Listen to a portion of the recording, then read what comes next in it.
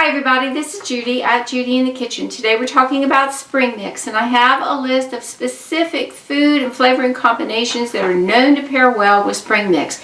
So if you're looking for some new ideas, something a little different to do with spring mix, maybe some meal ideas, recipe ideas, anything like that, hopefully this will help you out. The list was long, so I broke it up into two parts. This is the part 2 video. To see the part 1 video, I have a link to it below in the description box. I suggest you look at both the videos so you can get the whole list. Combine spring mix with chickpeas, cucumbers, feta cheese, olives, red onions, and tomatoes. How about spring mix with Dijon mustard, lemon, olive oil, and scallions? How about spring mix with dillweed, garlic, lemon, and scallions? How about spring mix with any kind of fruit that you want?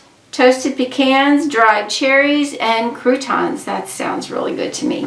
How about spring mix with goat cheese and pecans? Spring mix with goat cheese and strawberries.